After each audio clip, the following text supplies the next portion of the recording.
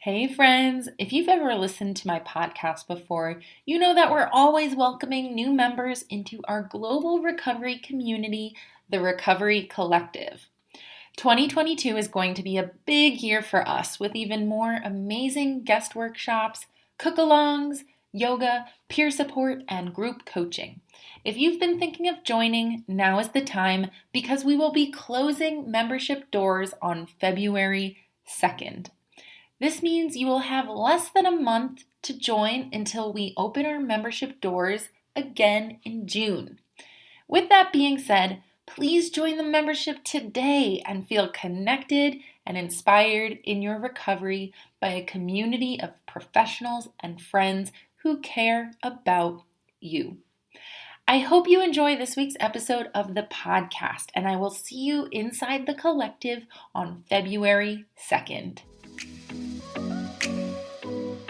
You're listening to the Full and Thriving Podcast, a place where courageous women come to break free from food obsession, heal their relationship with their body, and strive to live a life that's present, lighthearted, and meaningful. If you're listening, my wish is that this podcast serves as a catalyst that inspires you to nourish your body, nurture your mind, and energize your spirit. I'm your host, Meg McCabe, a certified life coach and eating disorder recovery coach with a PhD in having a good time. Just kidding about that last part. Anyway, thank you so much for listening and enjoy the show. Hello everyone, today's guest is Ragen Chastain. Ragen is a speaker, writer, trained researcher, and thought leader in weight science, weight stigma, and the health at every size paradigm. Utilizing her background in research methods and statistics, Ragen has brought her signature mix of humor and hard facts to college, corporate, conference, and healthcare audiences from Amazon to Google. Ragen has been a guest speaker inside the Recovery Collective and plans to return in 2022. In this episode, we talk about her journey to body acceptance and how she became an activist within the fat acceptance and health and every size movements. We also talk about medical fat phobia and how harmful it is and what is being done to help those in larger bodies get the care they need. I promise that you are going to love this episode and learn a lot from it. So sit back and enjoy the show. Hello, everyone, and welcome to another episode of the Full and Thriving Podcast. I am beyond thrilled today to be connecting with a guest who I just love chatting with. Her name is Ragen Chastain. She is absolutely amazing, and she was actually part of our collective this past year and had a great impact on our community. So, Ragen, welcome to the show. Oh, thanks for having me. I am completely thrilled to be here. Yay, me too. I was just telling Ragen, by the way, that I audibly said, yay, right before I got on the Zoom call because I just love chatting with Ragen. She's always enlightening to me. Ragen, I always learn so much from you. You do amazing work. I'm just always happy anytime I get to be a little part of it. So thank you. Oh, thanks. The feeling is mutual. Today, I wanted to have everyone listening learn about Ragen's journey. And when I was doing research for this podcast episode, I went through Ragen's blog, and Ragen is a fabulous writer. And what she wrote was, my greatest accomplishment was to be learning to love myself and my body and to be truly happy living outside the cultural beauty norm. And I found that to be really moving and special, especially just the way you said it was something I think a lot of people in my audience struggle with. My intention of this call today was to learn how you got to that point of truly loving yourself. I wanted to ask you, Ragen, how did it start? Like, what was it like when you were a kid or maybe a teenager and you felt like you were outside of this beauty norm, this cultural beauty norm? Yeah, so I was always kind of a bigger kid, but I was also a pretty successful athlete. And so I think I didn't get the kind of body shaming that I normally would have. Also, we moved around a ton and I went to a lot of tiny schools. My graduating class, I think, had 37 kids in it total. Wow. It was very different when you live in rural Montana. Like there's not, I think, as much pressure to be like cool or wear the latest fashions, or wear like when you have chores on a ranch before school, it's just not like Fendi, Gucci, not a thing. I was aware of the beauty norm, but not to the extent. And then when I went to college at the University of Texas, that's when I really became aware of like where I fit in on the beauty norm and how important it was to people to meet these standards of that, you know, it turns out are completely rooted in like these oppressive systems of thinness, able-bodiedness, whiteness, etc. When I was a kid, I don't think I realized it quite as much. Well, that's a blessing, I think, to be kind of out of out of that hellhole that many of us are forced into at a very young age. Yeah. That's great to hear that you didn't have to have those really impressionable years in that uncomfortable place. When you went to college, what was it like for you when you had the realization that people around you are way more superficial and judgmental about size and fat phobic? My junior year of high school, at the end of my junior year, my friend's mom, who I'm certain was well intentioned with this, said to me, you know, you're going to lose that weight next year, right? Like, you don't want to go to college fat, do you? And it really impacted me. Previously, I hadn't really thought much about like dieting and losing weight. And afterwards, I thought about very little else. And so I went from dieting to that, you know, the familiar spiral down to disordered eating and then to a full blown eating disorder that between like my junior or between my senior year, my freshman year of college, I was not in a great mental space around it. I collapsed in a gym. I was briefly hospitalized, and I was lucky in that my recovery behaviorally was incredibly fast, incredibly atypical. Mm-hmm. But I was still, because I was bigger, I was always bigger, right? The doctors were telling me that I still had to lose weight to be healthy, even as I was being treated for an eating disorder. Mm-hmm. And I can remember a doctor saying, don't go crazy like you did before, but you're a naturally bigger person. So you're going to have to worry about this for your whole life. Wow, that is devastating, but I'm not surprised. Yeah, I know. Unfortunately, it's an all too common experience. And it's obviously what I wish I had heard him say was, you're a naturally bigger person. I could have saved myself years of strife had I actually keyed into that part of it and been like, oh, wait, there are naturally bigger people. And like, maybe we should just celebrate the diversity of body sizes and try, instead of trying to like somehow get us all to not be bigger, that kind of thing. But I did not at the time. And so it set me up for years of the kind of the focus. I've never been like a big fashion person. Yeah. My focus for me in terms of fitting with the beauty norm was around thinness specifically. And so that's kind of where I centered my efforts and my focus and my goals. I think many people listening could relate to that moment where you're recovering in a larger body and then people are still giving you those confusing messages about weight loss still. Yeah. I mean, you hear about it from people in treatment where everybody goes to get ice cream as a challenge food, but they're told to eat less ice cream than the other folks in their treatment program. Like the ways that weight stigma is inherent right now and perpetuated by eating disorders treatment community is a huge barrier of to recovery for people in larger bodies, but to everybody. Because if you're saying to people with eating disorders, oh, it's acceptable to behave differently so you're not fat, that simply reinforces the behaviors that they're choosing to do, right? So it becomes a spiral where it's impacting everybody's ability to recover fully. That must have been so frustrating to experience, just having to deal with weight stigma in the medical world during recovery. At the time, I just didn't know any better. I mean, this is in like the mid 90s. The internet wasn't even as big like as it is now, where you can like find a lot of community and easily and stuff. And so that seemed normal to me.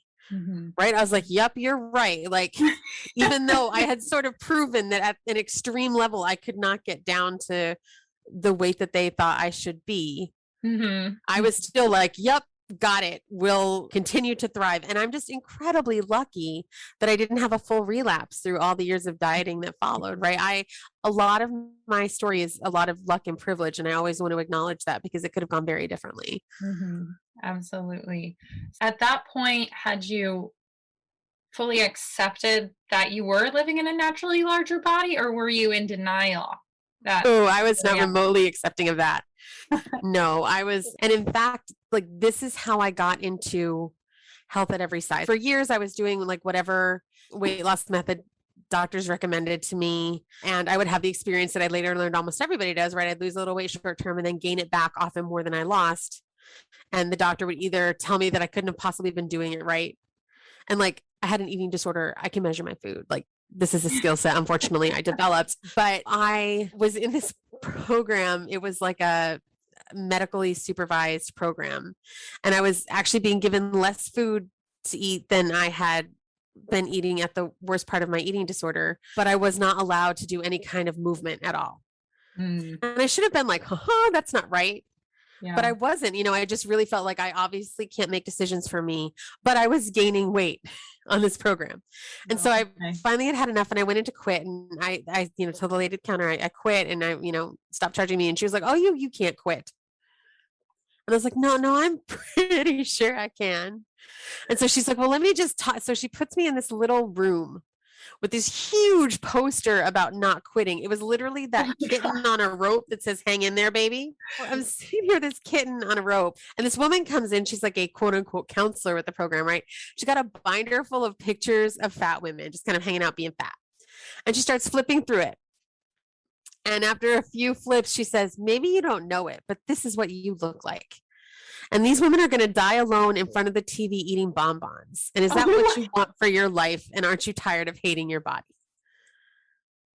Wow. I know, right? Like, and I think about now, like, because I've told this story at this point so many times that, like, there's no emotional impact anymore. There's just the psychological awareness of how out of control and inappropriate this was. But, like, how many people got this speech and were like, you're right. For me, some cool things happened. First of all, I was like, wait, this is what I look like? Like, I thought I looked so much quote unquote worse than the people in those pictures. And so it wasn't like my ultimate goal of body, but I had that first inkling of like, well, if I don't hate their bodies, I have no problem with them. Why do I hate myself so much if this is what I look like? And then again, rural Montana, I didn't know what a bonbon was. That went right over my head.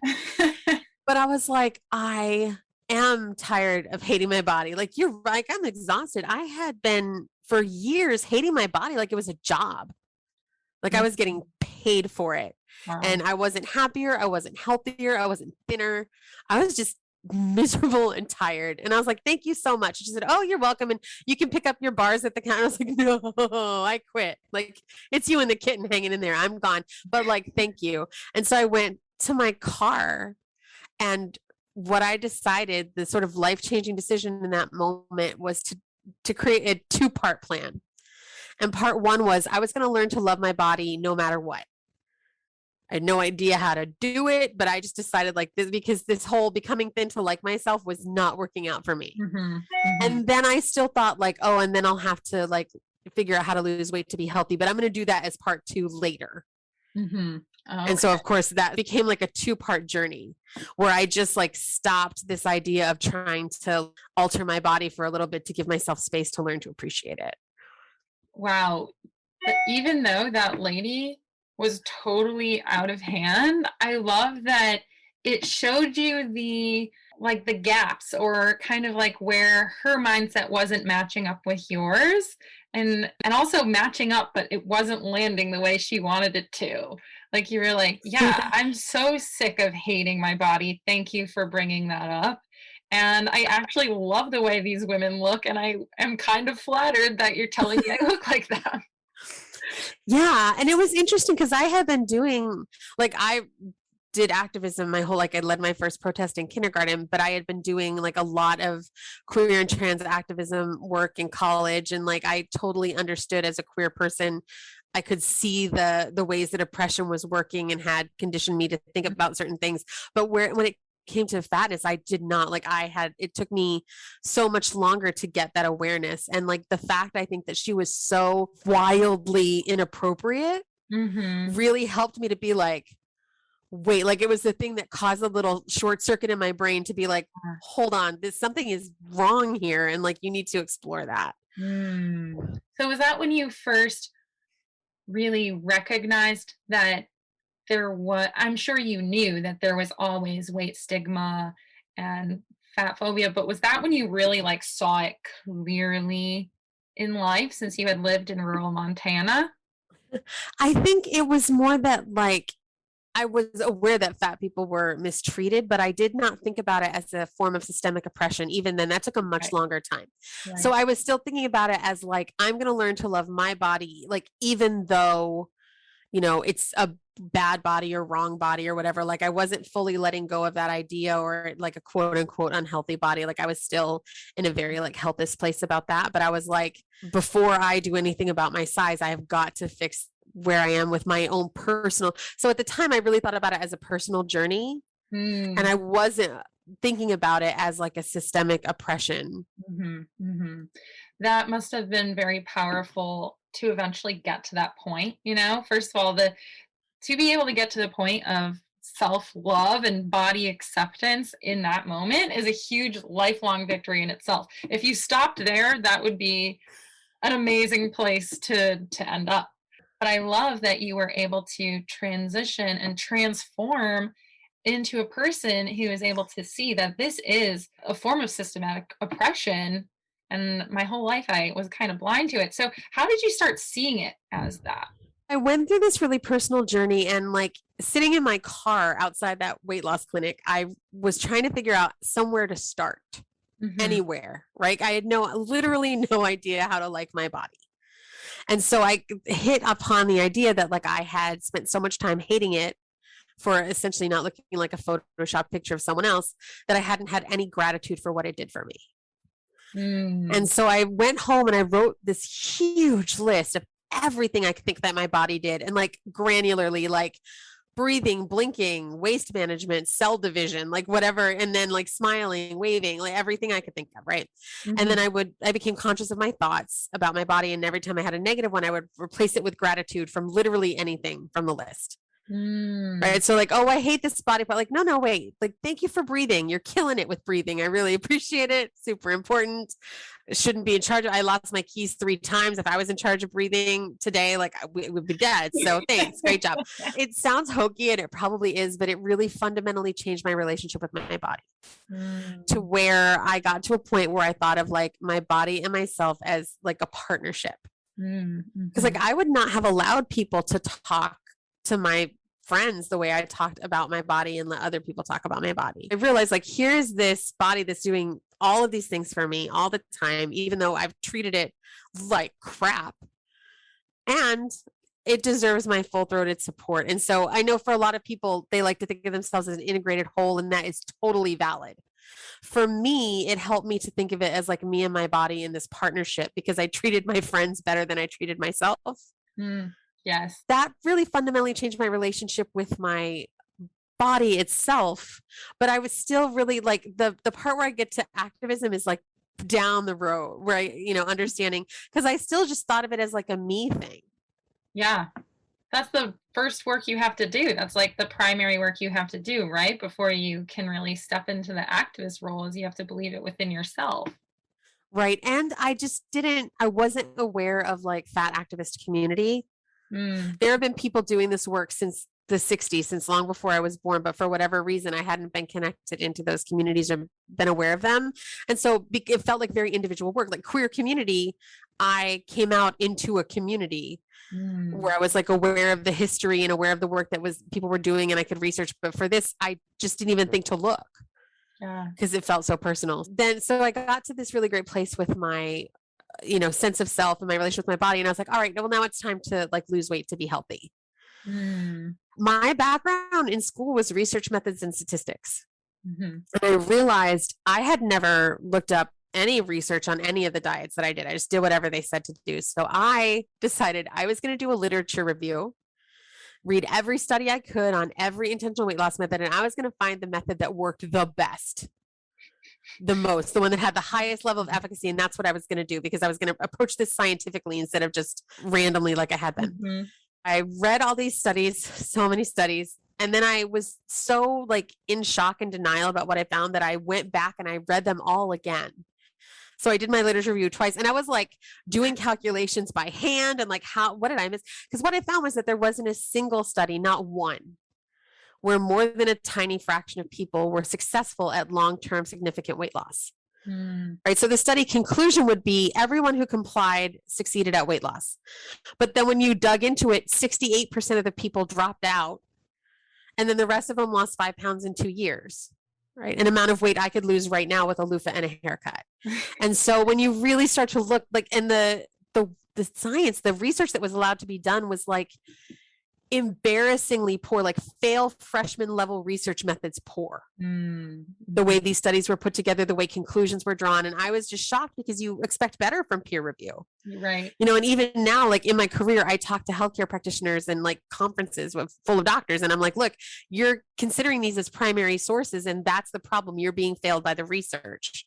And then you're failing your patients because you've been failed. Like it's a cycle. So anyway, so yeah, I was like, well, crap, like as a fan of logic and math, I don't think I can do this anymore. Like this, what this says is that what has been happening to me, which is the short-term weight loss, long-term regain, is what happens to, 95 or more % of people.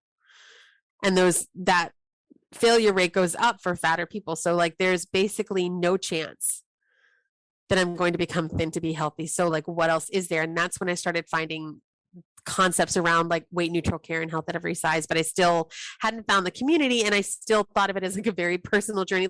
Like when I look back at that, I'm like, why wasn't I screaming this from the rooftops and telling everyone I ever met? But I was very contained in this, like, this is my personal journey. So I wasn't pushing back against the cultural narrative outside of myself. I was just like, oh, for me, I'm not going to do this anymore, which is very strange. Like when I look back, because everything else, if I think something's wrong, like I cannot help myself to speak out. It's like I was right, but I maybe shouldn't have said it right then to that person. You know what I mean? Like that's my usual MO. So yeah, I still thought of it as. That doesn't sound like your personality to just keep it to yourself. No, and I think I just like I had been so thoroughly inundated.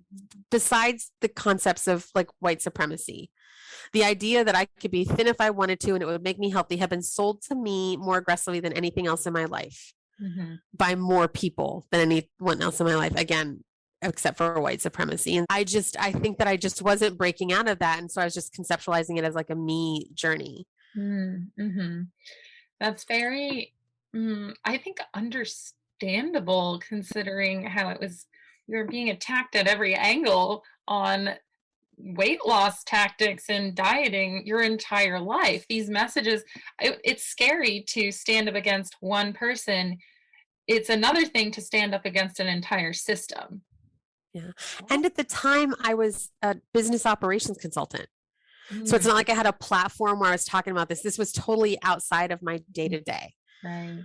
And so I was involved with all these businesses that were my clients, and like, that was what I was focused on. And so this just seemed like my own like little personal health journey or body journey or whatever. So I think that, as I became an activist in transition and got a platform, I was able to push back a lot more, but I don't feel like I don't think I really felt like I had anything to say in that realm. You know what I mean? Yeah, exactly. So when did you start to spread the word? And when did you come across the community? I'm assuming that was connected. The community was like the last step. There are embarrassing things about that I will explain. So I started to do competitive ballroom dance. Okay. And I started out like dancing with a friend of mine at, Sunday night lessons at a gay country western bar in Austin where I was living. And we found out we could compete. And so it was a rush to get costumes and to learn all the dances and to go to the first competition. And so I naively, honestly thought it was going to be about my dancing. And for the crowd performance, it was, I had been a cheerleader dancer. I've been a performer all my life. And so as a newcomer, often people look like they are scared to death because they are scared to death. Right. But for me, I was performing. And so I became I got a lot of crowd support for that reason. But then the judges would say things like, you're going to lose weight, right? Like, what a waste of talent at your size, somebody said to me. And I was like, what the? And so I was a few competitions in and I was sick. And so I had done my dances. I had a terrible day. I should have scratched, right? But I have all of my dresses and makeup and everything that you take down, and I'm trying to get it back up to my hotel room. Mhm. And I walk out of the ballroom and I walk toward the elevator and I hear these like footsteps and I turn around and this judge is like charging at me. And so I like take 2 steps back and I'm like up against the wall by the elevator. And she's like, "We need to talk about your waltz." And I was like, "Yeah, it wasn't a good day. I'm sorry." And she said, "No, it was that dress." And I was like, "What?" Like, when you're sick and you're just not like super fast on the uptake. And I was like, "What?" And I had a new dress. It was beautiful. It was velvet with red embroidery and spaghetti straps. It was a gorgeous dress. I still have it and wear it to this day. She said, "I couldn't stand to look at you." I had this moment where I was like, all right, do I go off on this person or do I like be quote unquote classy? And basically what I determined was that I was tired and sick. And so I just said, okay. And that was not the answer she wanted. And so she said again, "I couldn't stand to look at you." And I said, okay. And she said it a couple more times. And then she put her finger in my face and she was like, "You have no business wearing spaghetti straps." And like spittle is flying and like the veins are bulging out of her. I mean, that might not be true. That might be me like hyperbolizing, but like definitely like in my face, red face pointing at me. And in that moment, I was like, bing, this has nothing to do with me. Right. This is her body insecurity. And she's trying to give that to me. And like, I want a weave for Christmas. So I'm going to pass. And she said, I talked to your coach and he said I could talk to you about this. And I was like, "Well, I'm 30, so you don't have to ask permission to talk to me." I said, "And in truth, I probably won't choose to change the dress, but I appreciate you taking the time to tell me it's such a problem for you." And her face got so red. I legitimately thought she was going to take a swing at me. Like I was thinking, like, do I drop my stuff? Like, what do I do? Yeah. And so she turned around and stormed off. And that was the moment when I realized, like, I just wanted to be a fat dancer, but I would have to be a fat activist to get it done. That this wasn't just about me. This was about other people, because I told, like, being me, I told everyone that this had happened. And I was very lucky that people were incredibly supportive and like, "Do you want us to get her off your judging panels?" And like, "Do you want us to say something?" But it turned out other people started coming up to me, other fat dancers, and saying, "Yeah, she did it to me too." And I was like, oh, this is like not okay. But everyone else was really ashamed and so didn't tell anyone. And so again, luck and privilege and personality, I was just like, no, like everybody needs to know this happened. And so that was sort of the moment I became a fat activist and started to see like, and I started my blog Dances with Fat, again, to write about like my personal experiences as a fat ballroom dancer. And then I started to write more conceptually about, the ideas of body acceptance. I still didn't know there was a community. I said one time that the only 2 things you can tell from somebody's body size are what their size is and what your prejudices about that are. And somebody said to me, "Oh, actually Marilyn Wan already said that." And I was like, "Who now?" And that is how I learned about the community. So there are these incredibly embarrassing blog posts at the beginning of my blog where I think that I'm like making discoveries. Right? Which is like a ridiculous exercise in my ego. But yeah, so I then learned about Marilyn and Fatso and the community. And like, that's how I kind of like backed into the whole thing. And I was like, oh my God, like this is the Fat Studies Reader Shadows on a Tightrope. This has been going on since the 60s. And in fact, the Fat Underground started the same year as the Stonewall riots. Wow. And so as someone who's both queer and fat, to see the ways that those 2 movements have changed and what has happened for those communities is an interesting kind of thing to study as an activist. But yeah, that's how it happened. A judge told me she couldn't stand to look at me. And that was the final like straw that broke the fat girl's back.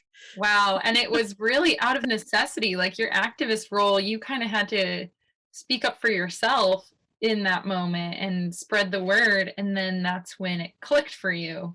Like, this is something I need to keep talking about specifically in the dance world. And then it expanded.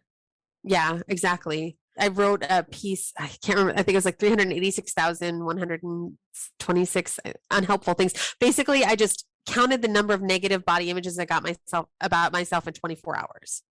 Right. From billboards, magazines, the grocery store, completely unscientific. And then extrapolated that 24 hours to a year. It was over 370,000 negative things that I would hear about myself in a year if that 24 hours were represented. And so I wrote a piece about that and it got picked up by Jezebel. Oh, wow. I thought like 6 people were reading my blog, including my mom. So I have no idea who found that and like let them know about it, but they published it. And that was how my blog started to get notoriety. But I am the world's worst marketer. So I didn't even have a sign up, a subscription, nothing. So I got like 10,000 views in one day. I was like, this is the most I will ever get. Die happy. And also none of these people have any way to follow me or know who I am. I didn't have contact information, nothing. And so a friend of mine who's an internet marketer was like head desking. And he's like, look, you got to get this together. And luckily Jezebel did a follow-up piece to the piece I had written. And so that's how my blog kind of started to get a following. Okay. That's so cool to hear the background in that. That's so funny. Well, it just goes to show that when you have a voice and you care about what you're talking about, people are going to flock to you, whether you have the marketing skills or not. Like, if you have something people want to hear, or that is a relief for many people to hear. I'm sure many people heard that and were like, finally, someone speaking out against this. It's going to spread like rapid fire, in my opinion.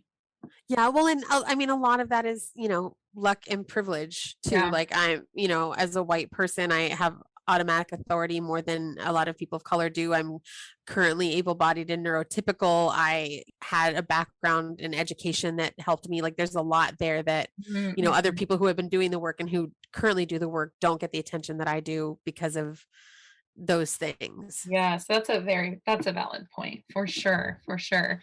So you have this Jezebel article and the follow-up, and then I'm still waiting to hear how you connected to this community, because I think you were really the first person who exposed me to this community, and I was mind blown when I first heard you speak. So how did you get connected in, and what was that like for you? So the community was incredibly like open and generous to me and forgiving about those posts where I didn't understand that other people had been doing this work for, a really long time. And it was also part of the time, like the ways community are online right now is very different to where it was at that time. And so I started to get connected and like meet people in person. So got to have lunch with Lindo Bacon, and I got to meet Deborah Gard and hang out with her at an ASDA conference. And I was thinking about moving to San Francisco, to the Bay Area where Marilyn Wan lives. And she like took a whole day out of her life to like drive me around the Bay Area and show me places and hang out. And now she lives near me and we're friends. But the community was incredible in the ways that it embraced me, that my work got shared around. And I was still doing turnaround CEO work at that time. And so it was for me a little bit of an escape, because turnaround CEO work is incredibly stressful. Well, at least like I can go blog and like get my frustrations out about this. And the community became like a refuge for me in that way too.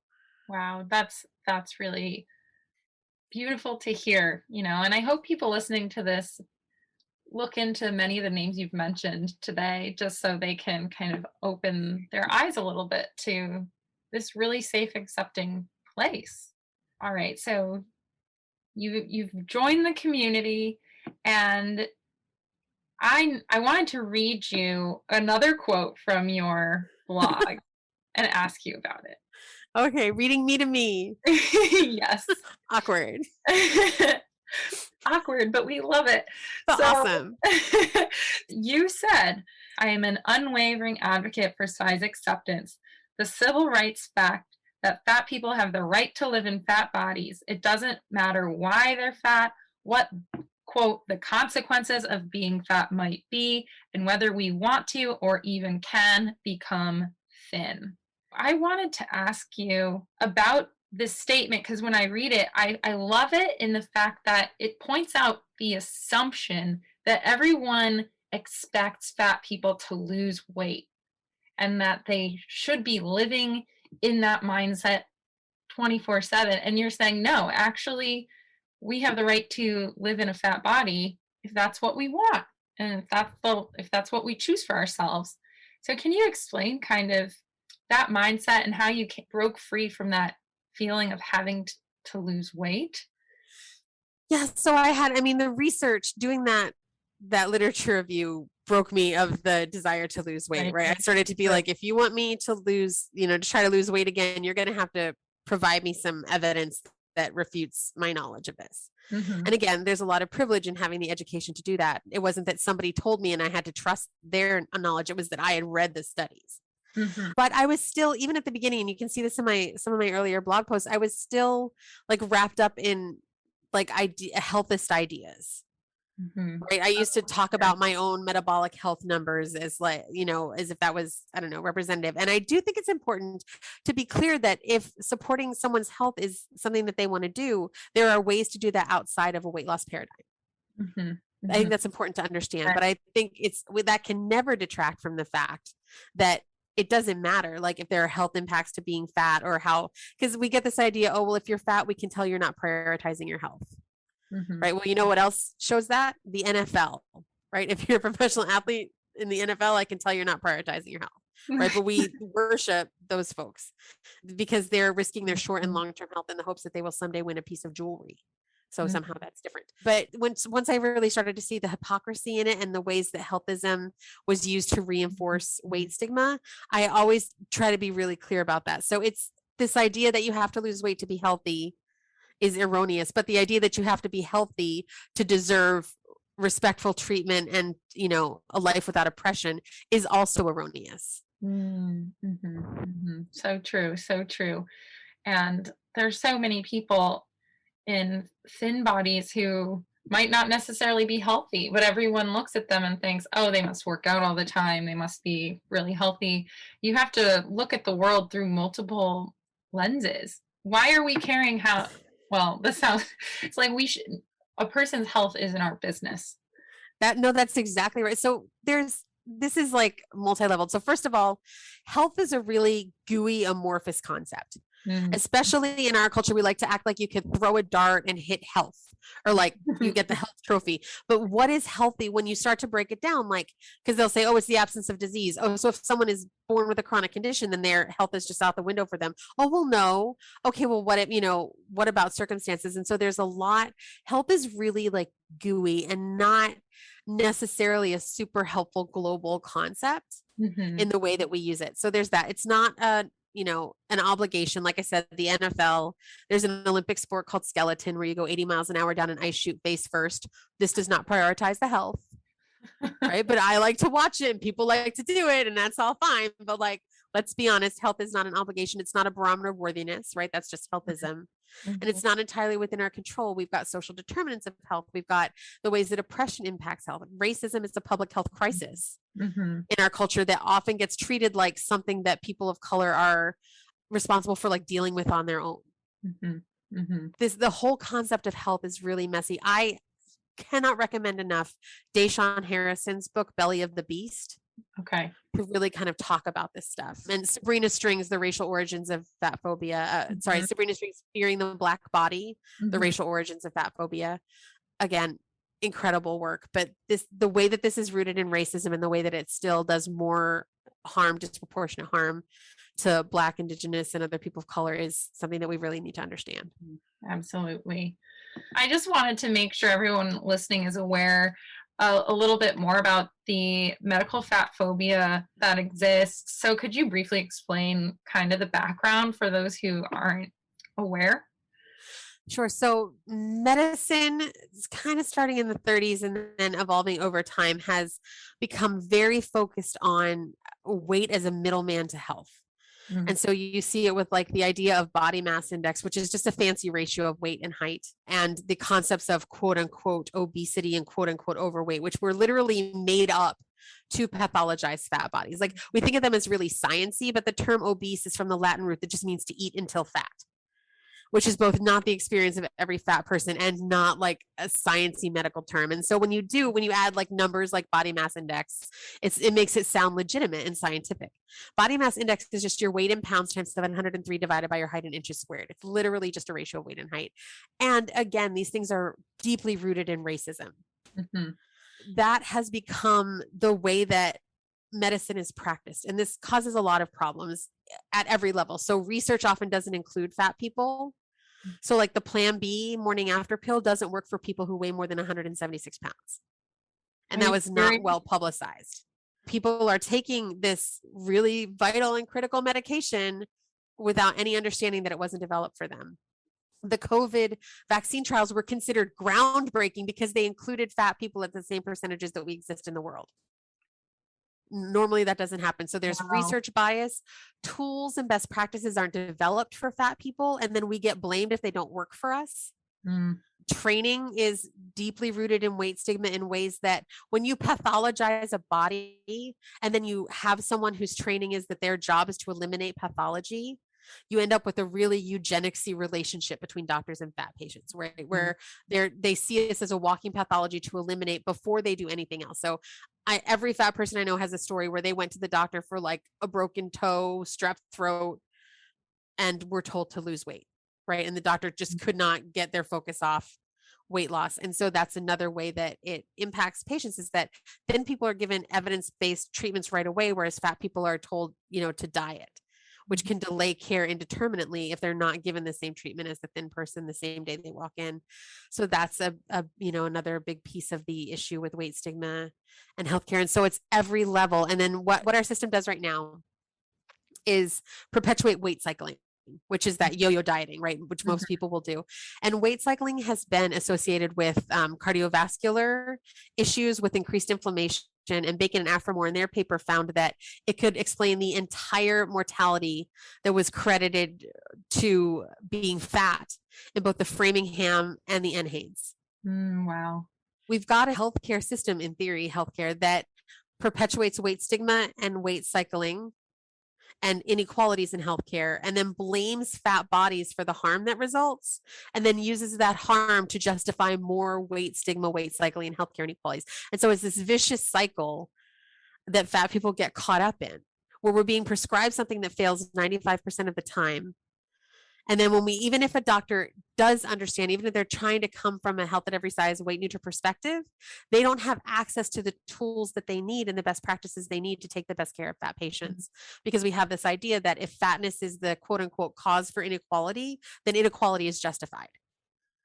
Right? So if the MRI isn't big enough for your patient, oh, well, I guess they don't get an MRI. It's not like this is an outrage and we need to fix this. And patients of all sizes need, adequate tools. That's not how we view it. And so that, again, perpetuates that inequality of healthcare that then perpetuates harm that then gets blamed on fat bodies. Wow. Well, that sounds like a big disaster. Total big disaster. A deadly disaster for many fat people. Yeah, a deadly disaster. And I am so grateful and so thankful that there are people out there making a difference in the medical world like yourself and printing out these Hayes health sheets and spreading the word. I've worked at 2 hospitals before I had my own practice, and I saw fat phobia everywhere. It's like blatant in the medical field. It's really disappointing to me because we trust doctors blindly. We blindly trust medical professionals. Yeah. Deb Regard was the first person who, I read it so clearly. She said, we diagnose in thin people or what we prescribe to fat people. Right. So the behaviors that we prescribe to fat people as quote unquote diets are considered red flags for eating disorders in thinner people. And that should be an obvious problem. But what scares me is how much the healthcare complex in general is willing to double down on this. So finally, we're admitting, right. So the first study that showed a 95% failure rate of dieting was in 1959. And it's been replicated through the years. It's been admitted by the United States government, the Australian government, and last year by a panel of obesity, quote unquote, obesity experts. So this is not new information. So finally they're saying okay, that doesn't work. So what we need to do then is extreme solutions that are even more harmful to fat people, right? So we'll do surgeries that risk fat people's lives and quality of life, and take a healthy organ and put it into a disease state to force behaviors that mimic an eating disorder. And we'll call that healthcare. Or we'll say now drug manufacturers are trying. I just gave an interview to the official magazine of the American Chemical Society, which is, assuring that I will never again lose a game of 2 truths and a lie. But they were talking about diet drugs, and these drug manufacturers are pushing this narrative that just simply being fat is a chronic lifelong health condition that warrants lifelong treatment, which is convenient if you're selling drugs that don't make people healthier or thinner, to say, well, if you're still fat, you need more drugs that. I can see where that from a marketing perspective, but it scares me that this obsession with making fat people thin has reached such a level in healthcare that people are not separating it. I just saw the Mayo Clinic has a program where there's a BMI limit for organ transplant. So if you're above a certain BMI, you can't get a transplant. But they have this new program where first they'll put you on an extreme restriction diet. And if you don't meet the BMI requirement with that, then they'll still give you the transplant, but only if you agree to have quote unquote weight loss surgery at the same time. Oh my God. Which, like, I'm trying to blog about it, but like all I can do is like F-bomb. So I'm having to like back up from it and try to like gain some perspective so I can write about it in a way that isn't just me screaming. Yeah, that sounds so dangerous. What I've got, right? Like the idea that undernourishing a body prior, and like there's good research that shows that having, extreme weight loss before surgery does not improve outcomes, that weight loss surgeries does not improve outcomes. And yet we're still doing this. Like you're telling me I'm too fat for one surgery, so you'll give me two after an extreme period of undernourishment. And this is what one of the foremost clinics in the world thinks is a good idea. Yeah, sounds like a train wreck.